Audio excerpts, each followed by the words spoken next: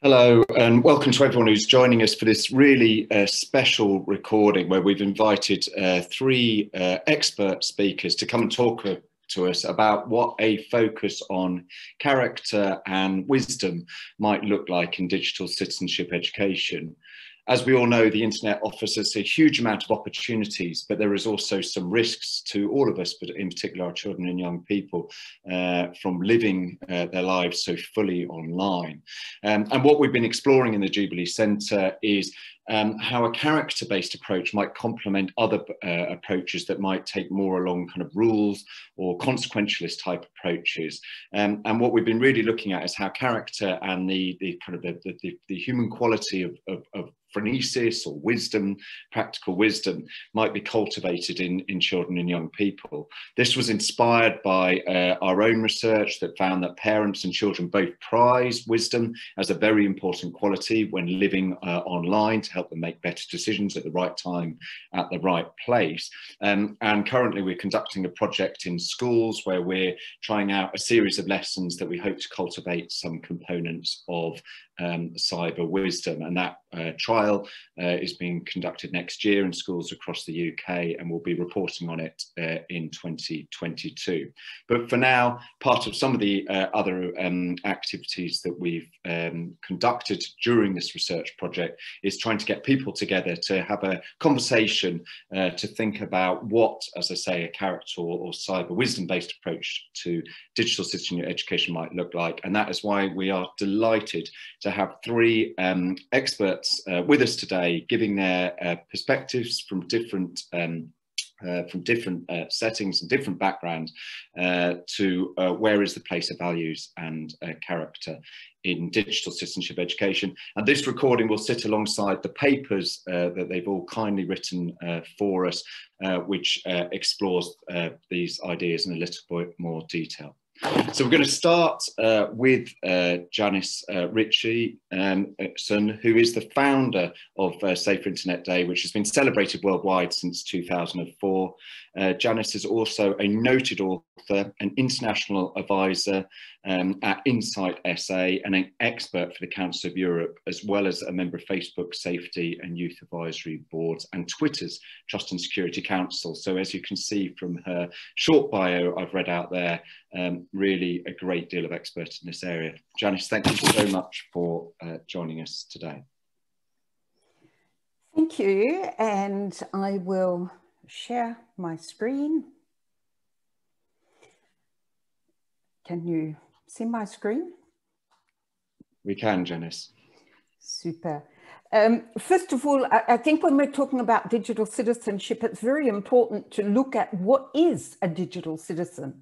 And this is something that we've done at the Council of Europe, looking at what a digital citizen's able to do, because it really shows the character and the skills and the wisdom that they need to develop. So firstly, it's someone who can actively, positively, responsibly engage in on and offline communities. And I think this already underlines the wisdom necessary.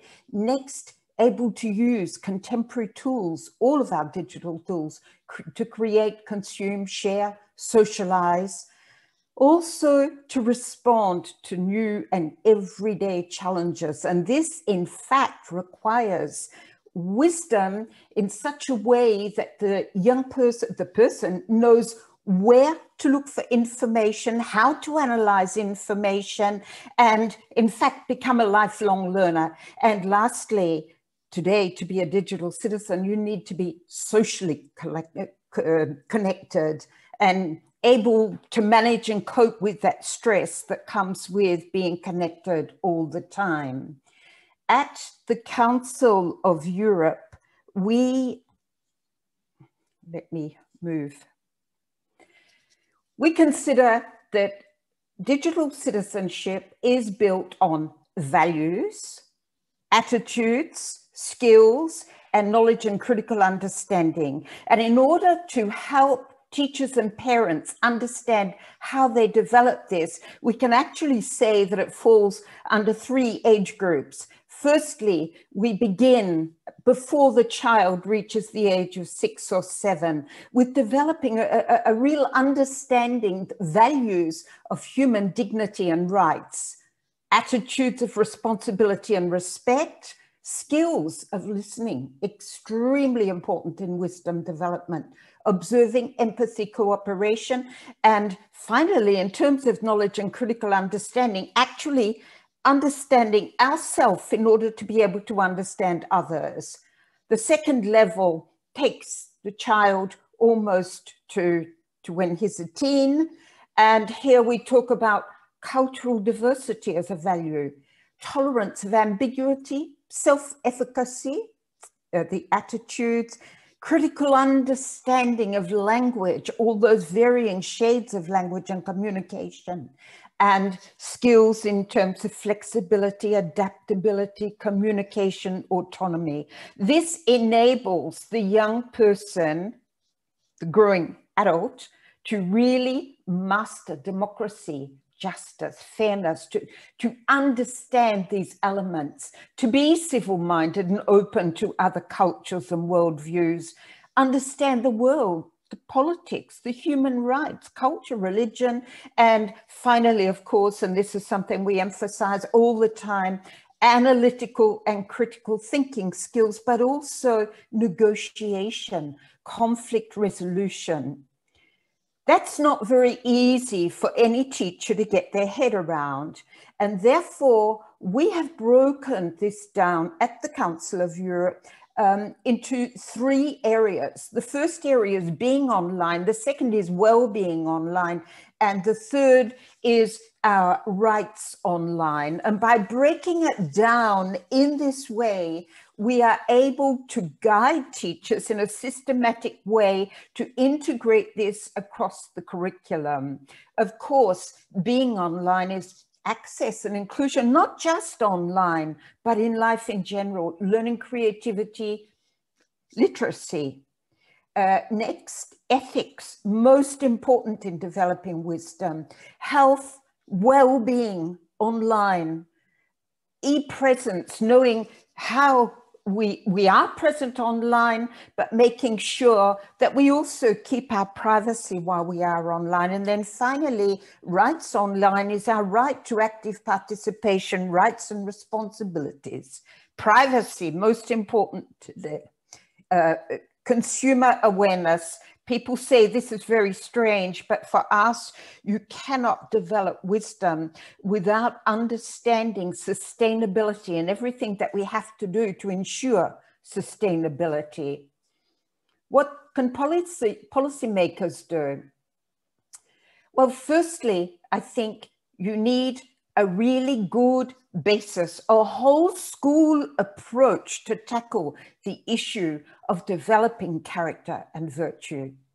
We also need to give teachers a lot more personal development opportunity, and we need to have a critical understanding of the needs of every individual as a citizen.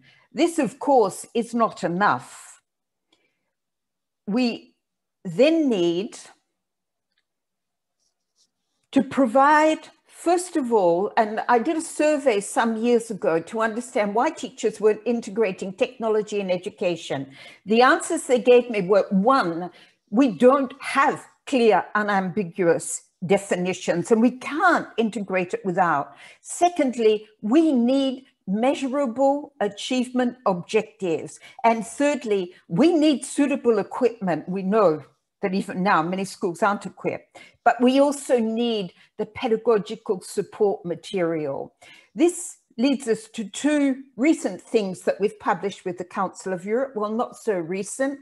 The Digital Citizenship Education Handbook is broken down into 10 areas where we describe the domains, but to describe how to develop the values, attitudes, skills, and knowledge through these domains. We are already updating it, published in 2017, but there are so many things that have happened with the COVID that it needs a whole review. There's something else that we've done over this past year and a half, I'd say. Worked with a group of 18 children, teenagers from 9 different countries in Europe. I looked at the curriculum in 7 different countries: France, Germany, Netherlands, England, Ireland, Australia, of course. And from there, drew out all of the values, attitudes, skills, and knowledge that children need before they reach the age of 12. The young people that we work with actually developed activities, stories around these elements in the curriculum. And from there, we developed a book that's currently being used. It's a manual, a learning path for 9 to 12-year-olds. It's being used in 2,000 schools in Ireland currently, and we're very anxious to see the results of the evaluation that's being done. But just to show you, this is what we think teachers need. We think that they need to understand what they're teaching, how they're teaching it, what the activities are, and then teachers are capable of developing their own once they have a really solid model. This is not all. The Council of Europe has published a recommendation that has been adopted in 47 countries, became a declaration for the European Union that was adopted by all 28 at that time countries, because teachers also need the right to do certain things in the curriculum, and if we don't have the right policy behind them, they can't. I'm going to leave you there. I do look forward to questions. Thank you. Thank you so much indeed, Janice, for setting us with some real kind of thoughts and also giving us perspective from Europe as well. And after we've heard from Tom and Josh, yeah, I'm hoping that we can ask some questions that bind these themes together. But we are going to turn to Dr. Tom Chatfield now, who is an author, a tech philosopher and educator. Tom took his doctorate and taught at St John's College and the University of Oxford, and is currently technology and media advisor to Agathos LLP and associate of Perspectiva, which is where I actually came across Tom's work initially. So really looking forward to hearing from you, Tom. Thank you very much indeed. So most recently, I've been, as a sort of philosopher of technology and educator in the loosest sense, been writing a number of textbooks around quite a holistic conception of critical thinking and designing online resources and working with schools and universities. And I suggest in my paper, I suppose, quite a sort of focus proposition around something that recurs again and again, I think, at many levels. And that's what you might call the sort of problem of very affective, zero-sum interactions and conversations, very kind of instrumental conversations and exchanges of ideas, where people are performing, where people are reacting fast and intensely, and where this is taking place in information ecosystems that are, if you like, structurally indifferent to truth, that are structurally indifferent to many things we might associate with wisdom, with phronesis, with building, with positive outcomes for society. And so amid this complexity, there are some sort of simple practical things that feel very important to me. And they're associated with 2 questions, I guess, about how we relate to other people. What does it mean for our relationships with and through technology to be aligned with human flourishing and with mutually enriching rather than exploitative or instrumental interactions? And then what does it mean for our use of online platforms and resources to support an informed and empowered engagement with society, rather than making us vulnerable to disinformation, misinformation, manipulation? And I like a virtue-based approach because it is non-instrumental, because it's rooted in exemplars and communities of practice, because it speaks to individual experience, not from the perspective of optimization, but from the perspective of what we aspire towards together, and the way we tolerate imperfections and uncertainties in ourselves and others. And so from my work in schools, I have, I suppose, a modest proposal really, which speaks just, I think, to one aspect of the immense complexities Janice has been working across so brilliantly.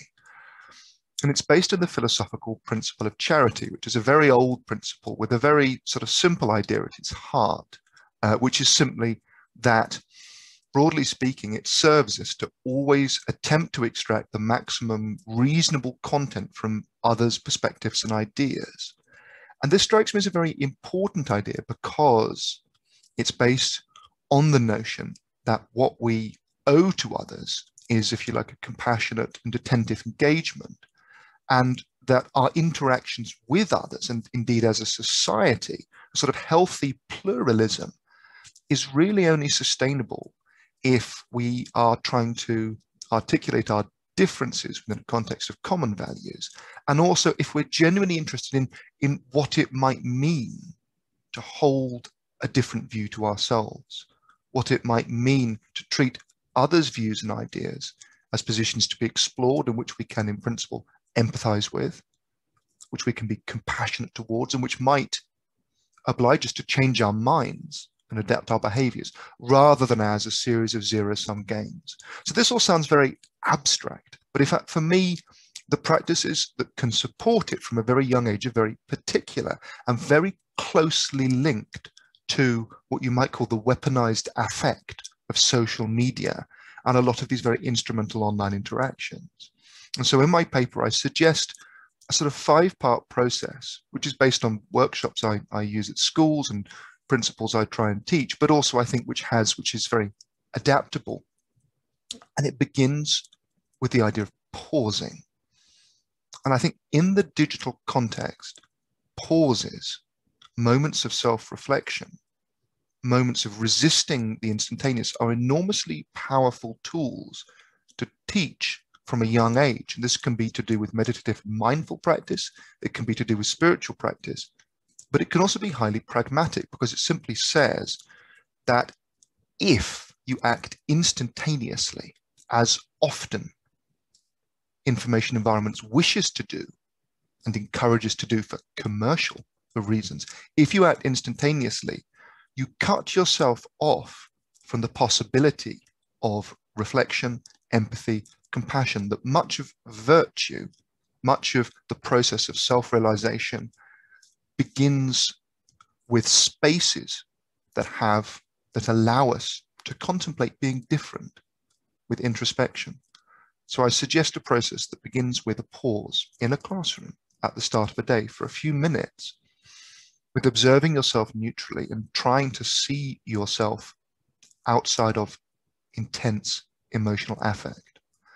And then the second thing I suggest in this 5-part process, and this is a model for workshops, discussions to be built into timetables, is the confession of uncertainty, by admitting to that which you don't know or are uncertain about or are worried about.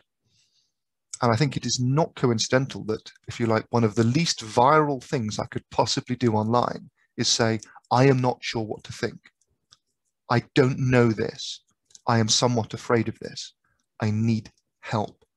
These are very powerful phrases to teach young people because, of course, they admit to the possibility of growth and change. They admit to our need for others and our interdependency. They get rid of the pretense that we are kind of right or righteous in an absolute sense. They open up the kind of spaces within which we can grow together. And third, if one's talking about this 5-part process, I think open questions are hugely important. And by an open question, I mean a question, if you like, that Google cannot help you with. A closed question is, how tall is Mount Everest? An open question is, what is important to me? Or what is the right thing to do? Or what matters to me? Or what am I afraid of? Or what does this person over here think? Or why might they think it? The point of open questions is that we live with them and we don't so much arrive at an answer and then put them away as use them to stimulate rich, open interactions with others. We carry questions with us. And online, I strongly encourage young people to adopt a vocabulary of open questioning sometimes. What do you think? Why do you think that?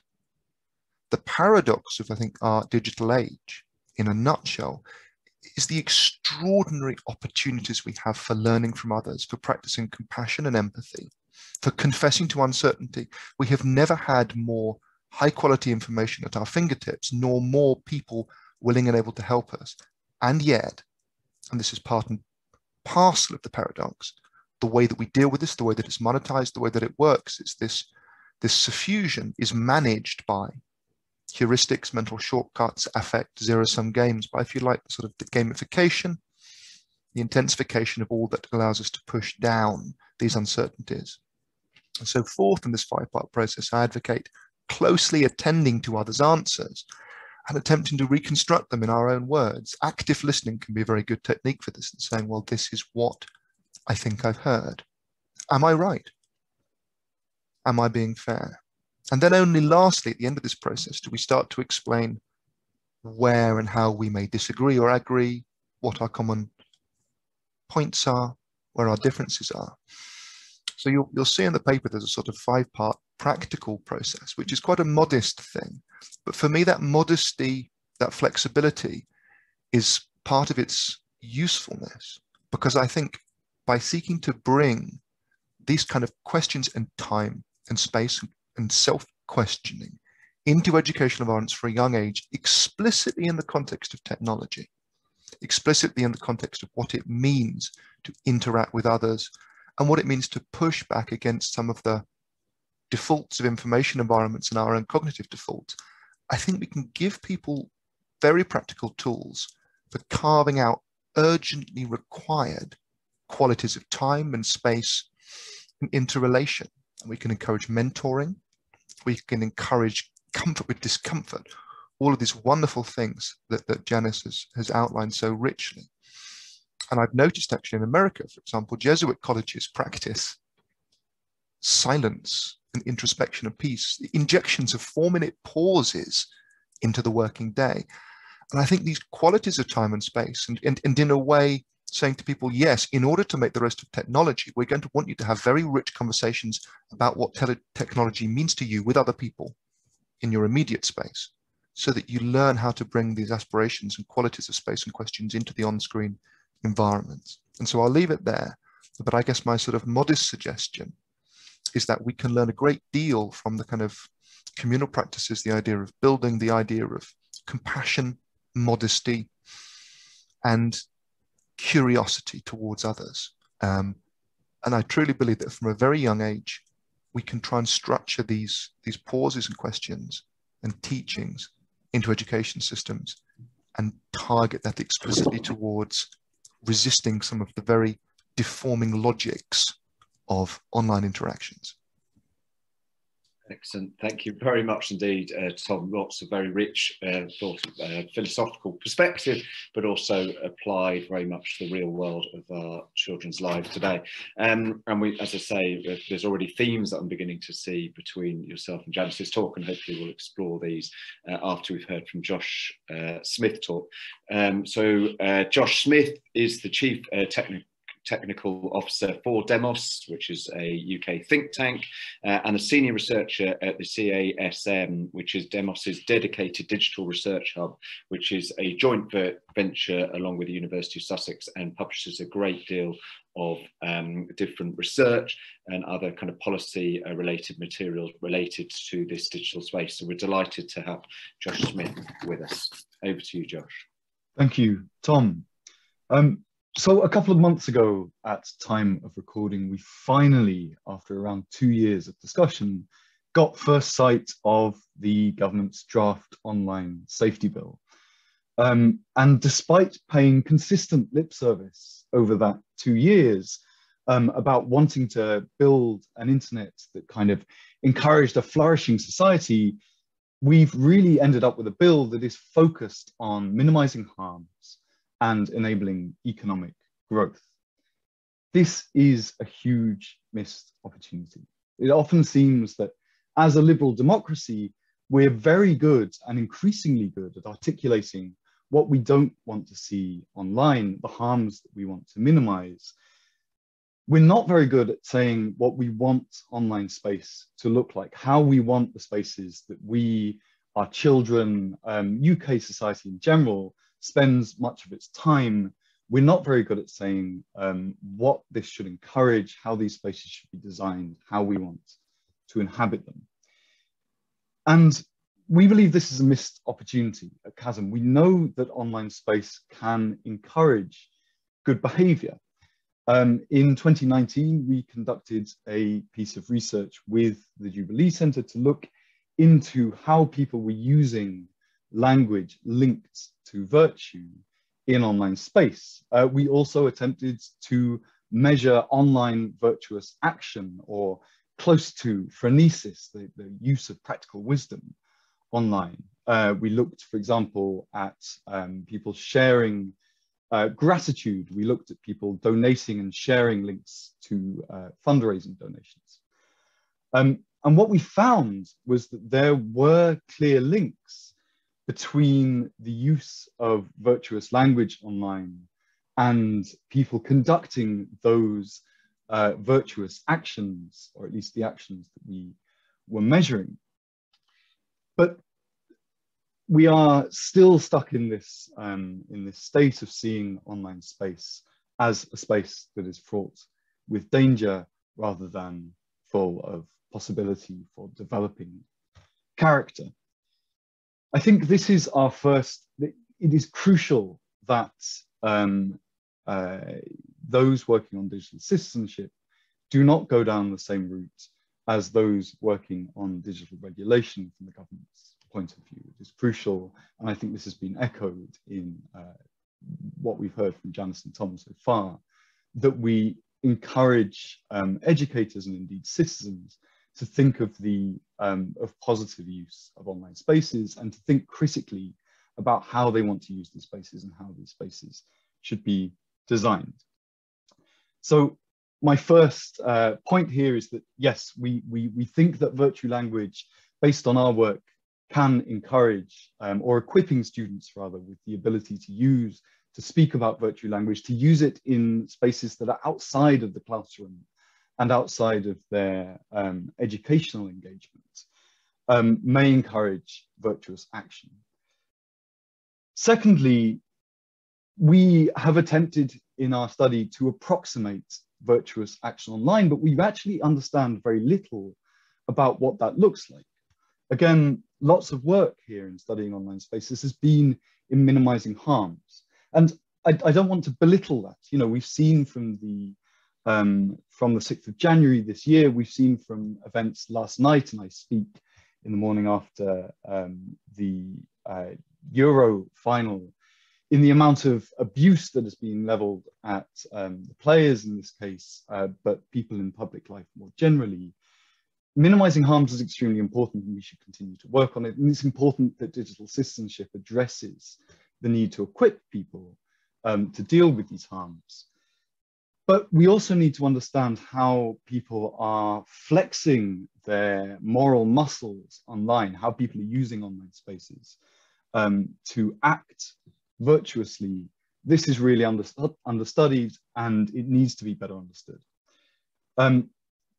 Thirdly, I think any intervention in a space, and I apply this to regulation as much as to education, has to take into account the actual lived experiences that students are in fact having when they inhabit online spaces, and students as well as citizens in general. We have to look at how people are actually using spaces. And to be clear here, I mean spaces like TikTok and Twitch and Instagram and Snapchat. Regulation and education has to go beyond our abstracted notion of what goes on in these spaces and engage with how students, with how citizens are in fact using them, with the experiences that they are in fact having. And again, I think lots of Janice's work touches on bringing the experience of the pupil, if you like, into designing the programs that we're using to educate people about online spaces. I think that's really important. this work will go beyond digital citizenship. And I think this comes back to the idea that it's crucial that we have metrics which take into account moral development. Because at the moment, spaces are being designed positively in order to maximize the profits of those who run them, partially because that's a very simple metric. I can tell you what a profitable online space looks like. It's to do with gathering data, it's to do with getting a return on investment, it's to do with making sure that people are clicking on advertisements. They are regulated in a way which looks at minimizing harms. And again, we are getting increasingly good at articulating what the harms are that we want to minimize here. And we are starting to work out how to proactively deal with reducing those harms on platforms, although there is a long way to go there. What I can't tell you is what a space looks like which aims to maximize the building of character, which aims to encourage virtuous action. Demos has started doing some work in this space. We have our Good Web project, which looks at things like how you can moderate a space to encourage good discussion. We've looked at how people use the technical levers that are available to them in order to act virtuously, to, as Tom says, to engage with others on platforms, to provide that crucial support which the internet can help with. But it's a really, it's a little understood science, and it's crucial that for people who are trying to design spaces which encourage good action, and they do exist, that practitioners and policymakers and educators are able to put a body of evidence behind how this has worked in the past, how this might work in the future. This is why the work that Tom is doing is so crucial here. We need to understand how to design spaces to make them virtuous as well as to make them profitable or to reduce harms. I think that's it. Thank you very much indeed, Josh. And again, to Tom and Janice, to your contributions there. And what I really like is about how hopeful you are in one sense, because you are so keen to see any sort of digital citizenship education and indeed policy that connects alongside it to go beyond safety and go beyond just kind of enforcing minimum expectations and aim for something more elevated that connects with kind of a sense of kind of human flourishing and contributing to that. And although I think you all rightly outlined some of the kind of risks and challenges the internet poses and the necessity for rules and kind of safety, clearly there is much hope that the internet can actually be a force for good if we can get character right. So I just want to maybe hear a bit more how you see the relationship between kind of this concept of safety, which is minimalizing human harm, and this elevated hope towards kind of particularly Tom called it kind of flourishing, but this idea that that we can live together as society more successfully. I don't know, Janice, where because I think you've started out in a lot of your roles have involved a kind of safety advisor, but certainly what you're talking about is much more than that. Yes, I somehow got dragged into internet safety despite myself, because I honestly believe that it's up to the platform creators to create a safe space, because children need to take risks. They need to be curious. They need to try out things. And we have wasted so much time giving kids rules about how they should behave online that I don't really think are meaningful. It concerns me when we think just about online interactions, because today we are surrounded by technology. In our fridge, in our car, everywhere. The edges are totally blurred. This is why the Council of Europe model is built on democratic citizenship and not just citizenship. So why are we talking about harm to children? Let's try and develop more virtuous spaces. I agree with this. But one thing that I've noticed sitting on the youth advisory board for Facebook and the safety advisory board, young people are never involved. And yet when I speak with this group of teens I've been working with for 3 years now, they come up with such incredible ideas that make us leapfrog way over this idea of internet safety. So I agree with the other speakers, and I think that, you know, safety, leave it to the developers. Let our kids start thinking about how we interact in all sorts of ways. I heard lived experiences. I firmly believe that you can't teach digital citizenship. You have to live it. And you have to live it online, and the online spaces don't really allow for that. Messenger Kids is trying very hard. But Facebook, for example, is a very big machine to move. So I hope I answered your question on that. You most certainly did. And I think I very much agree with you. I think that a lot of this online safety is almost the foundation that is necessary, but that's what we build upon. That's the minimum standards that we build upon. But I think you raised an interesting question, which I'm going to pose to Tom to start with, about whether there is actually a need to call this stuff digital citizenship education, or why is it not just called citizenship education if we're basically talking about the same sorts of kind of character qualities and values that we are not just online, as you say, are now coming through all sorts of different technologies in our lives as well, Janice. So if it's so pervasive in the online and offline world, there isn't kind of that, you know, they're so blurred between them. It's just our lives these days. Maybe is there something particular about this digital domain that we need to have attention to, Tom? So I think it's absolutely right that there can be huge problems with the vocabulary of digital and online, that they imply, you know, a dichotomy between real life and online life. They imply a particular category of digital harm, a particular category of citizenship. And in some ways, it's quite a deadening vocabulary.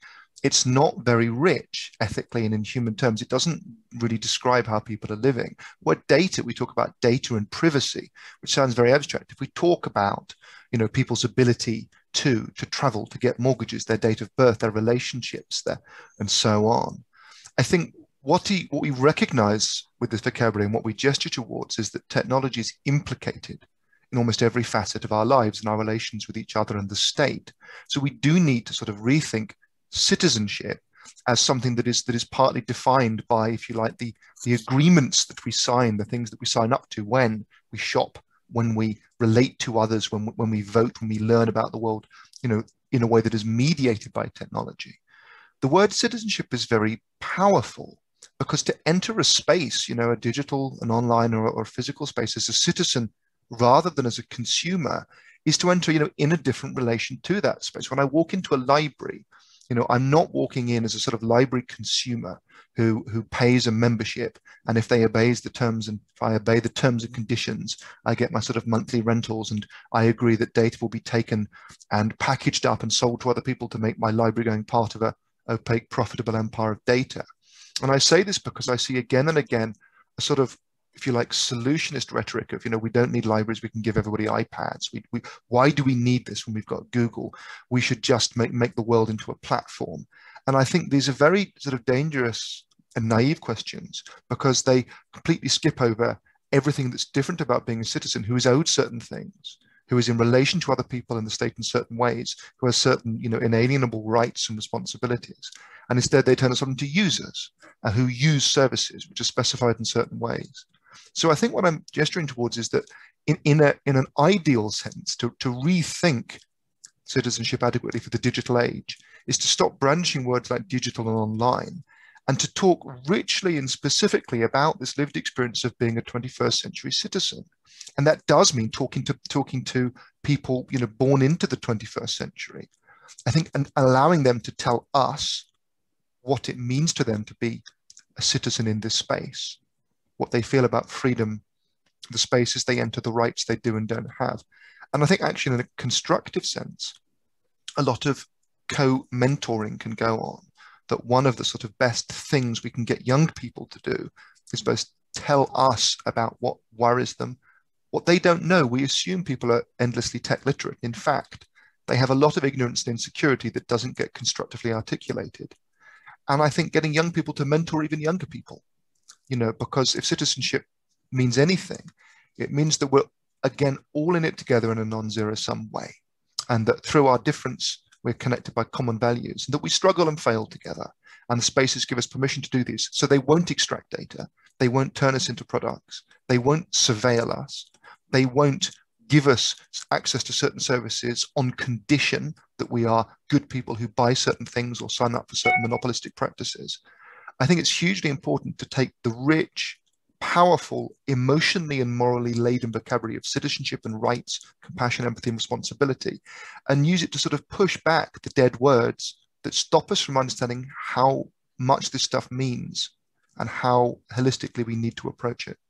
Yeah, thank you, Tom. And you're right, the terminology of kind of digital online is somewhat confusing about how we describe the stuff. I suppose I often write about that because it just hones in on some of the particular affordances that the digital world has meant that it's changed. But these affordances can be used for kind of good and not so good purposes. And that's the question I want to ask Josh about. And you were kind of alluding to this towards the end, that tech could be part of the solution. We're looking to tech to be part of the solution in the sustainability issues that we face in the world. You know, tech has helped us a lot through the pandemic in so many good ways.